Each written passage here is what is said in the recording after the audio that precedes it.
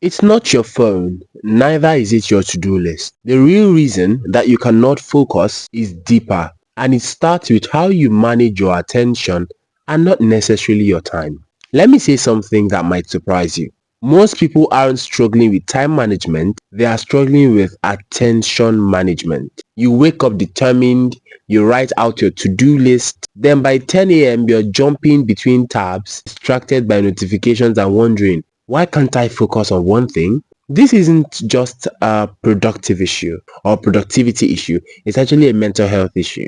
And if you feel scattered, anxious, or unproductive, the problem might not be your work ethic, but your habits of attention. And the good news is that there is a simple fix for that. Welcome to the Growth Table podcast, where we share science-based strategies, grounded truth, and intentional habits that help you grow from the inside out. I'm your host, Salvation, and today's episode is a game changer, not just for you listening, but for me as well.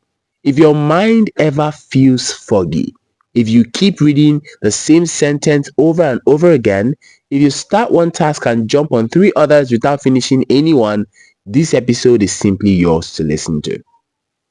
We are going to unpack what is actually draining your focus and, more importantly, how a simple daily habit can rewire your brain for clarity, presence, and deep work again. Before we dive in, please take a second to subscribe to the Growth Table podcast. If you are ready to reclaim your attention, get more done, and finally feel clear-headed again, this episode will give you the practical tools and mindset to begin that shift today. As we've already stated, most people are suffering from what we call focus fatigue, lack of attention, or the fact that they cannot maintain attention. Let's go beyond it. Let's now talk about it. What is really causing focus fatigue? We're going to go beyond the surface of this topic. It is easy to blame your phone, your job, or your busy schedule, but here is what is really going on. And this research is actually backed by neuroscience and psychology. First of them is information overload. According to the University of California, the average person consumes the equivalent of 34 gigabytes of information daily. That is around 100,000 words hitting your brain each day. And this means too many inputs and not enough processing. Your brain is not built to process that volume without getting tired. Second is dopamine addiction. Every ping, like, or scroll gives you a mini hit of dopamine, the brain rewards chemical. Apps are literally designed to hijack your attention, and the more you indulge in novelty, the harder it becomes to stay present. 3. Mental clutter and lack of recovery. Without space to reflect, reset, or rest, your brain stays in survival mode. It's constantly jumping from one task to task, never really finishing one. The result of this is that you would experience scattered thoughts, shallow focus, constant fatigue even after sleep. So what are then some symptoms of broken focus? Let's get specific. How do you know if your focus is fractured? Let's assume you read a paragraph today. You read the same paragraph multiple times and you still forget what it said. You jump between apps or tasks every few minutes. You feel mentally foggy even after 8 hours of sleep. You end your day busy but without real progress. If these things sound familiar to you, it's not laziness, it's actually distraction. And most of the time, this is not your fault, but it's your responsibility to change that. What is a simple habit that can fix your focus fatigue? We're going to be introducing what is called focus anchoring. Focus anchoring is a dedicated block of time where you focus on one meaningful task fully, intentionally, and without any distraction. It is like weightlifting for your brain. Every time you stay present with just one task, you're training your brain back into flow. Why does focus anchoring work? It works because it rebuilds your capacity for deep focus, also known as flow state, which psychologist Mihaly describes as complete immersion in a task that brings both joy and productivity. It breaks the cycle of dopamine hijacking, rewiring your reward system towards sustained effort and not just quick hits. How do you then practice focus anchoring? It's not done by a perfect schedule. It's done by a committed ritual. How to build that is first to pick a task. Choose one thing that truly matters one day or for that day. Something that moves your life, your business, or your health forward. Ask yourself, if I only got one thing done today, what would matter most to you? Second is to set a timer for that thing. Use the Pomodoro technique.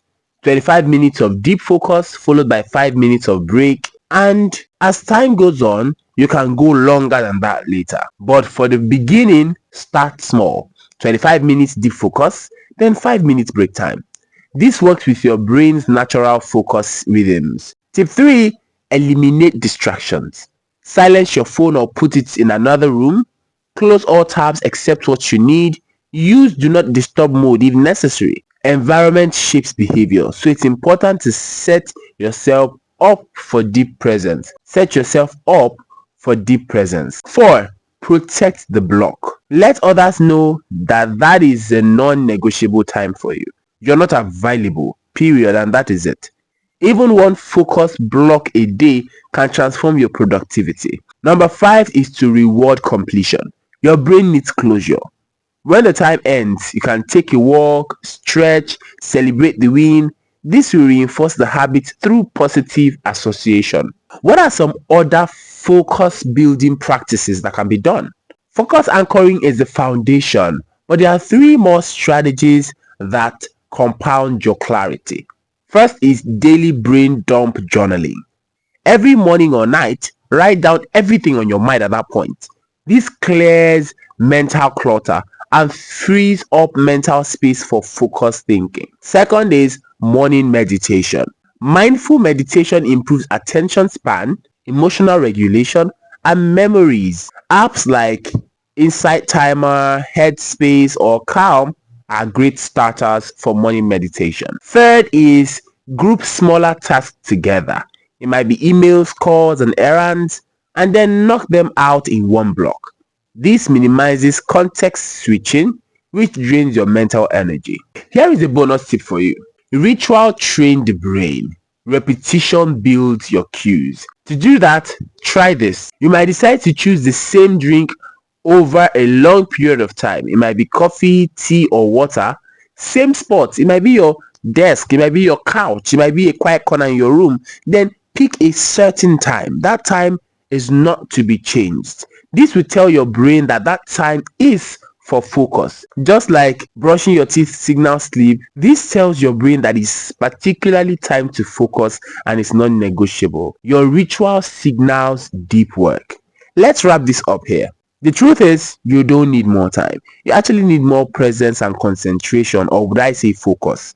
You don't need more productivity hacks. You need to protect your attention. And it starts with one simple habit, which is focus anchoring. One block at a time, one task at a time, one win at a time. You can rebuild your focus, but you have to train yourself for it. Here is your challenge. Try one focus block today. Pick one task, set a timer for it, and protect that space. Let me know how it goes. Tag us at the Growth Table Podcast and share what worked for you.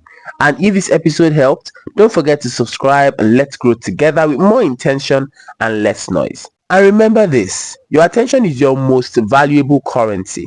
Not even your time, not your energy, but your attention. When you learn to master it, everything else becomes easier. Goals, relationships, peace of mind becomes easier. So slow down, anchor in, and then focus forward. This is the Growth Table Podcast. Once again, I am Salvation. Until next time, stay grounded and growing. This is the Growth Table Podcast, where growth isn't just a destination, it's a daily decision.